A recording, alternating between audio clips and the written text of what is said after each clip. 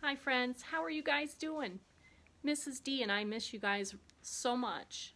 Today she wants me to read you chapters 5 and 6 in Charlotte's Web.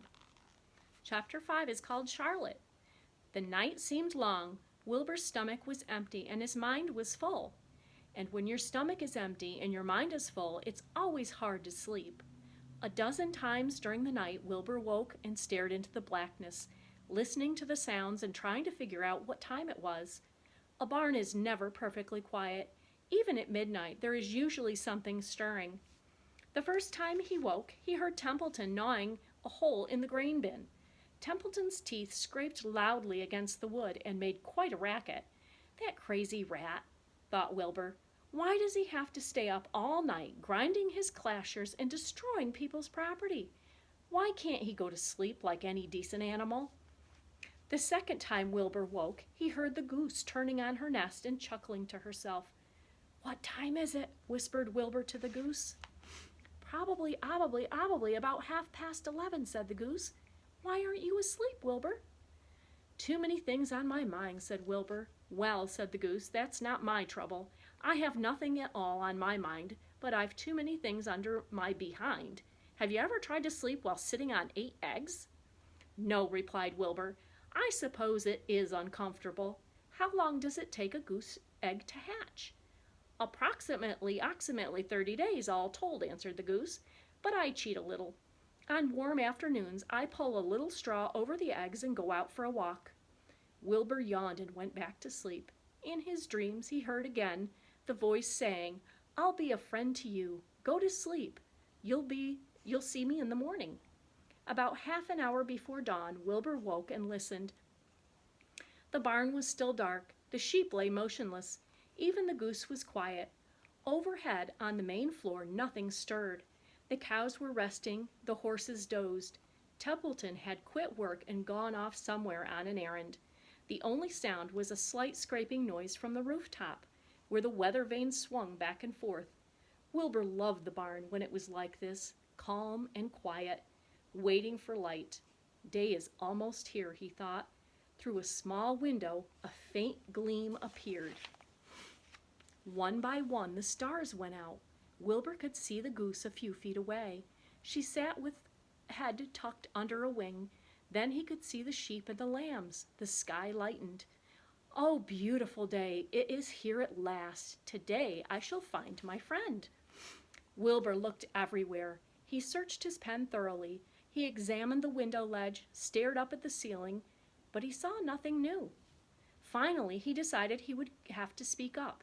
He hated to break the lovely stillness of dawn by using his voice, but he couldn't think of any other way to locate the mysterious new friend who was nowhere to be seen. So Wilbur cleared his throat. "Attention, please," he said in a loud, firm voice. "Will the party who addressed me at bedtime last night kindly make himself or herself known by giving an appropriate sign or signal?" Wilbur paused and listened. All the other animals lifted their heads and stared at him.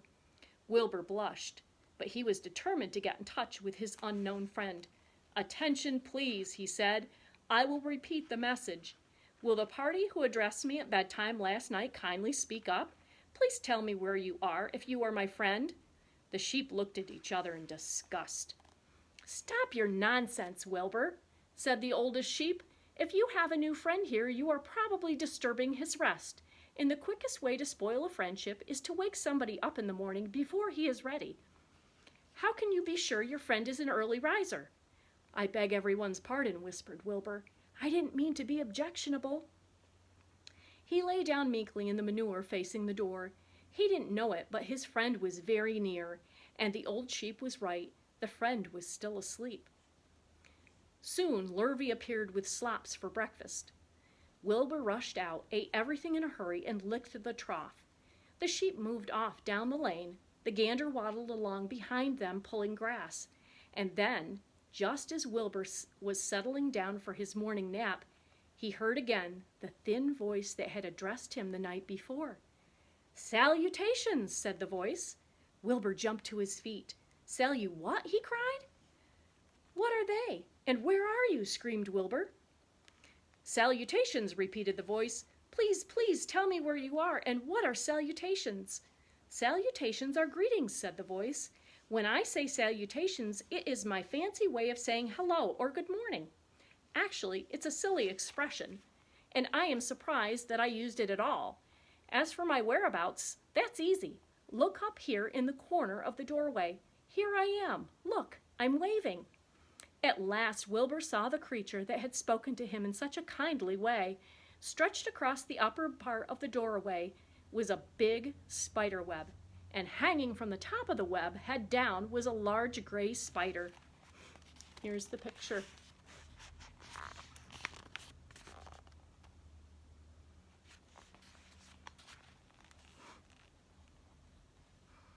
She was about the size of a gumdrop. She had 8 legs, and she was waving one of them at Wilbur in friendly greeting. See me now? She asked.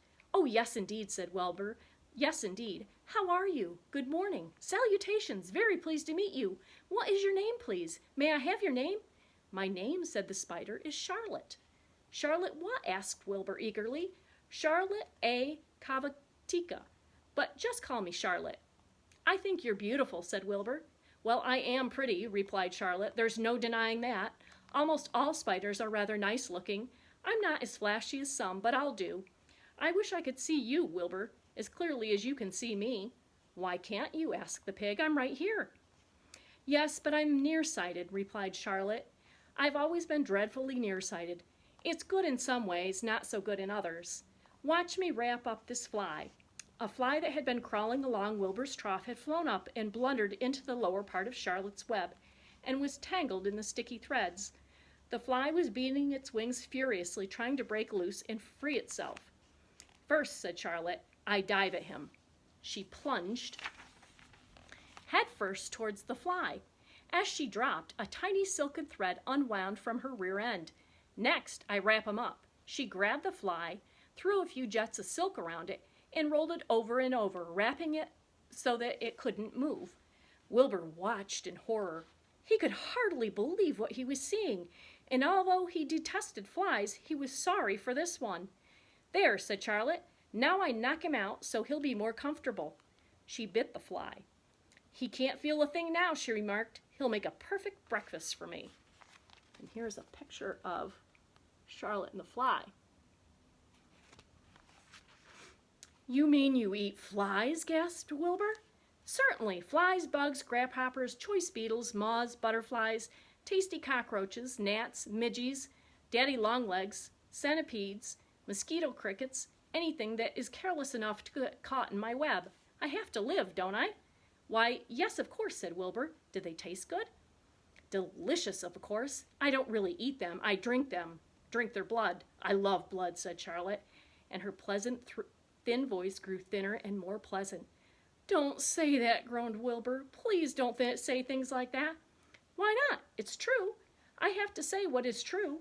I am not entirely happy about my diet of flies and bugs, but it's the way I'm made. A spider has to pick up a living somehow or other, and I happen to be a trapper.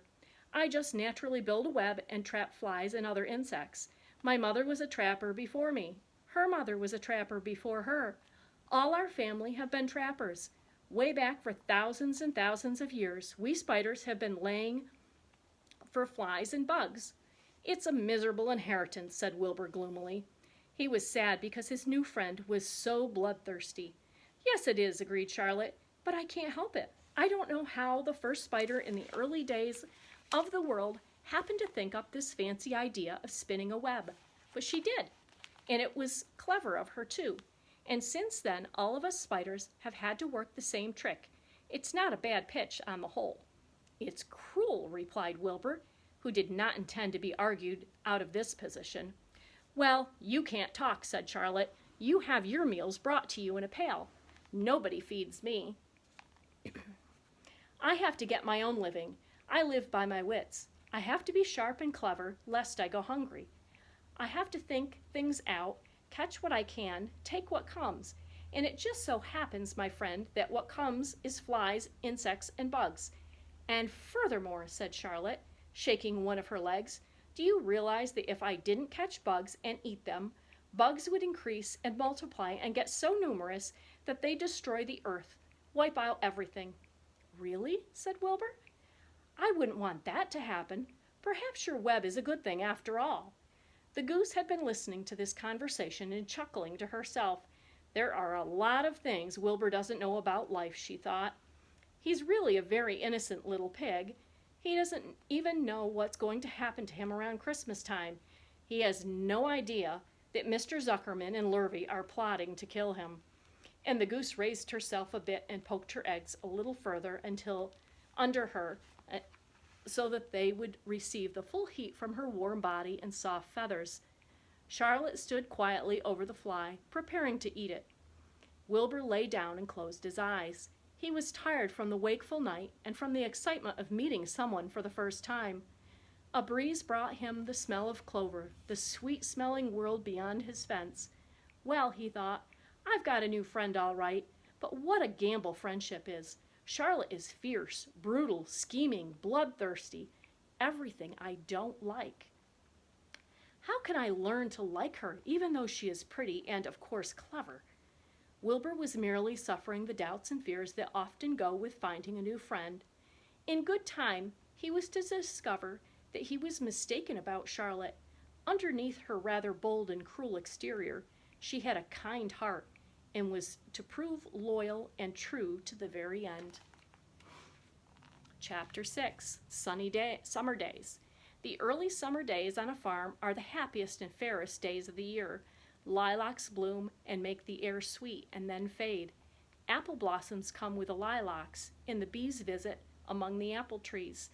The days grow warm and soft. School ends and children have time to play and to fish for trouts in the brook. Avery often brought a trout home in his pocket, warm and stiff and ready to be fried for supper. Now that school was over, Fern visited the barn almost every day to sit quietly on her stool. The animals treated her as an equal. The sheep lay calmly at her feet. Around the 1st of July, the workhorses were hitched to the mowing machine, and Mr. Zuckerman climbed into the seat and drove into the field. All morning you could hear the rattle of the machine as it went round and round, while the tall grass fell down behind the cutter bar in long green swaths. Next day, if there was no thunder shower, all hands would help rake and pitch and load, and the hay would be hauled to the barn in the high hay wagon, with Fern and Avery riding at the top of the load. Then the hay would be hoisted sweet and warm into the big loft until the whole barn seemed like a wonderful bed of timothy and clover.